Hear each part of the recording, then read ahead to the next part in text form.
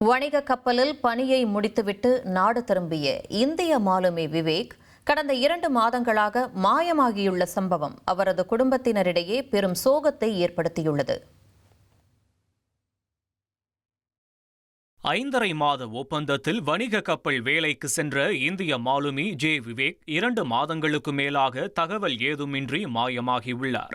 அவரை பாதுகாப்பாக கண்டுபிடித்து மீட்க அவரின் மனைவி ஸ்னேகா கண்ணீர் மல்க செய்தியாளர்களை சந்தித்து உருக்கமான கோரிக்கை விடுத்துள்ளார். என் கணவர் எங்கே இருக்காருன்னே தெரியல, ஃபோன் பண்ண முடியல, ஃபோனும் போக முடியல. கம்பெனிக்கிட்ட கேட்டால் எந்த ஆவணங்களும் எங்களுக்கு தரமாட்டுறாங்க. நாங்களும் போய் கேட்டோம். கம்பெனிக்கிட்ட வந்து என்னோடய நம்பர் இருக்குது, எனக்கு ஃபோன் பண்ணி உங்கள் வீட்டுக்காரர் இறங்கிட்டாருன்றது எந்த ப்ரூஃப்மே எங்களுக்கு தரவே இல்லை. நாங்களும் எங்களால் முடிஞ்ச அளவுக்கு எல்லா இடத்துலையும் கம்ப்ளைண்ட் பண்ணோம். ஆனால் இது 2 மாதங்கள் மேலே ஆகிடுச்சு. எங்களுக்கு கல்யாணம் ஆகி 2 வருஷம் தான் ஆகுது. எனக்கு இந்த மாதிரி லைஃப் நடந்துச்சு. எங்கள் வீட்டுக்காரர் எங்கே இருக்காருன்னு எனக்கு தெரியவே இல்லை. அவர் சீக்கிரம் கண்டுபிடிச்சி நீங்கள் தான் கொடுக்கணும். அது மத்திய அரசாக இருந்தாலும் சரி, மாநில அரசாக இருந்தாலும் சரி.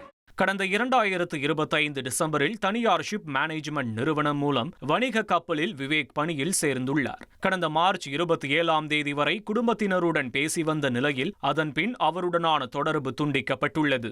இந்நிலையில் அவர் பணியை முடித்துக் கொண்டு கடந்த மே 7 மற்றும் 8 ஆகிய தேதிகளில் தோஹாவிலிருந்து மஸ்கட் வழியாக மும்பை வருவதற்கு எலக்ட்ரானிக் விமான சீட்டுகள் வழங்கப்பட்டதாக கப்பல் நிறுவனம் தெரிவித்துள்ளது.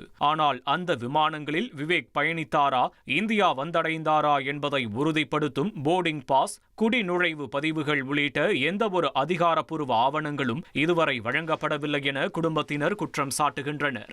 எங்களுக்கு என்ன டவுட்னா, டிக்கெட் எடுத்து கொடுத்திருக்கிற டீடைல்லாம் கொடுக்குறவங்க அவர் ஃப்ளைட் ஏறினாரா, ஏறி இருந்தாருன்னா பேசஞ்சர் லிஸ்ட்ல அவர் பேரு இருந்திருக்கும். அது ஒன்று. அந்த லிஸ்ட் கேட்டால் எங்கள்கிட்ட கொடுக்க மாட்டேங்கிறாங்க. நாங்கள் இமெயில் கொடுத்துருக்கோம், எங்களுக்கு கொடுக்கலைங்கிறாங்க. இன்னொன்று, இமிகிரேஷன் ரொம்ப ரொம்ப முக்கியம். ஒருத்தர் வந்து பாஸ்போர்ட் வச்சிருந்தாருன்னா, இந்தியாவை விட்டு வெளியே போறாருன்னா இந்தியாவில் வந்து முத்திரை குத்துவான். ஒரு எந்த நாட்டில் இறங்குறாரோ அந்த நாட்டில் முத்திரை குத்துவான். திருப்பி அந்த நாட்டில் இருந்து அவர் வெளியே வராருன்னா, இமிகிரேஷன் கிளியரன்ஸ் இல்லைன்னா அவர் மாட்டிப்பார். அந்த நாட்டில் அவர் அன்ஆத்தரைஸ்டா இருக்க முடியாது. ஸோ இந்த டீட்டெயிலாம் எங்களுக்கு கொடுக்க மாட்டேங்கிறாங்க, கம்பெனி ரெஸ்பாண்ட் பண்ண மாட்டேங்கிறாங்கன்னா எங்களுடைய சந்தேகம் மேலும் மேலும் வலுக்கு.